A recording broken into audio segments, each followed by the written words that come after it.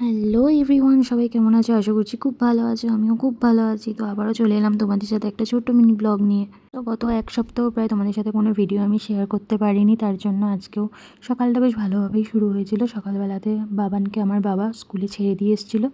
তারপরে আমি আর আমার বর মানে ওর পাপা যাবে আনতে, তার জন্য সকালবেলা ঘুম থেকে উঠলাম। উঠে ও গেছিলো ফ্রেশ হতে, আমিও ব্রাশ ট্রাশ করে ফ্রেশ হয়ে নিলাম। ফ্রেশ হচ্ছিলাম যখন মা তখন জিজ্ঞাসা করছিলো, এত তাড়াহুড়ো করছিস, এত তাড়াতাড়ি কোথায় যাবি? কারণ ওর না স্কুল ছুটি হয় প্রায় 11:30 বেজে যায়। তো আমরা বাড়ি থেকে বেরোই মোটামুটি ওই 10টা 15-20। তো আজকে 10:45 নাগাদ বেরিয়েছিলাম। তো আমি বললাম কি ওই যাই, আস্তে আস্তে যাই, কারণ প্রতিদিন তো আমাদের জন্য দাঁড়িয়ে থাকে, আজকে নয় আমরা গিয়ে ওর জন্য দাঁড়িয়ে থাকি। দেন ফ্রেশ হয়ে নিলাম। ফ্রেশ হয়ে আমি রেডি হব। রেডি হয়ে দেখো আমি অলরেডি রেডি হয়েও গেছি। ওকে বললাম নাও তুমি তাড়াতাড়ি রেডি হও। তারপরে ও এই যে আস্তে আস্তে রেডি হচ্ছে, ও ফ্রেশ হচ্ছিলো। হয়ে গেছে, আমরা দুজনে রেডি হয়ে গেছি। রেডি হয়ে আমরা বেরিয়ে পড়লাম। তো আজকে সকালবেলা না ঘরে চা খাইনি আমি, তাই বললাম কি আজকে যখন একটু তাড়াতাড়ি বেরিয়েছি বাবানের জন্য একটা দোকান থেকে কিছু নিয়ে নিই, আর আমরাও চলো 1 কাপ চা খেয়ে নিই। তারপরে তাড়াতাড়ি বেরোনোর আরও একটা কারণ আছে। তো তোমরা দেখতেই পাচ্ছ আমাদের এখানে না যেখানে স্কুল আছে তার আগে একটা রেল গেট পড়ে। তো ওখানে এমন টাইমে মানে গেটটা পড়ে না, সকালবেলাও যখন মাঝে মধ্যে আমি যাই তখনও দেখি প্রায় 2-3টে ট্রেন যায় তখন। এবার তার জন্য অনেকক্ষণ দাঁড়িয়ে থাকতে হয়, আর ওদিকে তো 7:30টার মধ্যে গেট অফ হয়ে যায়, তার জন্য ওকে তার মধ্যে পৌঁছাতে হবে।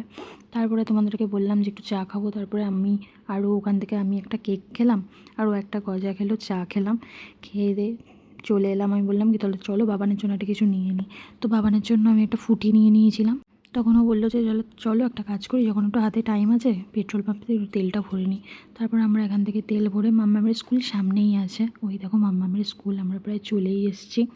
তো ওখানে গিয়ে দেখছি, কারণ আপার লোয়ার কেজি এরকম ধাপে ধাপে তো ছাড়ে, যার জন্য ওখানে গিয়ে দাঁড়িয়েছিলাম। সবার গার্জিয়ানরা, ওদের মুখে না হাসিটা দেখলেই বেশ কিন্তু ভালো লাগে। ওরা বেরিয়ে ভাবে কতক্ষণে আমরা মাম্মাম পাপার কাছে যাবো।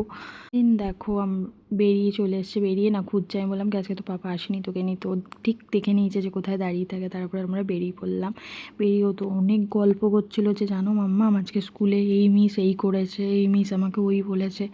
এই করতে করতে আমরা বাড়ির থেকে যাচ্ছিলাম। তো তখন হঠাৎ করে আমাকে বলছে মাম্মাম তুমি আজকে আমাকে ড্রয়িং বুক দাওনি। আমি বললাম ড্রয়িং ছিল নাকি আজকে, কোনো কারণে হয়তো আজকে ওটা মিস হয়ে গেছিলো। তারপর আমাকে বলছিলো আজকে কিন্তু এইটা দিয়েছি, আমি কিন্তু দেখে এসেছি, তুমি আমাকে এটা করিয়ে দেবে। তারপর অন্য দিনের মতন রোজকার যেরকম আমি আমার রুটিন চেকগুলো করি সেগুলো দেখে নিচ্ছিলাম, স্কুলে কী করিয়েছে না করিয়েছে। বাচ্চা মানুষ তো সব কিছু তার ঘরে এসে বলতে পারে না। তো তারপরে এগুলো দেখে টেকে নিচ্ছিলাম। তো বাবানও একটু খেলাধুলো করে নিচ্ছিল। করতে করতে তখন দেখলাম যে না আজকে মোটামুটি সব কিছু ঠিকঠাকই করেছে। তো এইটা চেক করে সত্যিই দেখছি, আমি প্রথমে না বিশ্বাস করিনি যে ড্রয়িং বুকটা আমি দিইনি। তারপর দেখলাম না সত্যি ওর ড্রয়িং বুকটা দেওয়া হয়নি। তো তারপরে আমি ওর সব বই খাতা চেক করছি, ও পাশে ঠিক দাঁড়িয়ে দেখছে যে মাম্মাকে দেখে আবার বকবে না, তো সেটা নিয়েও ভাবছে।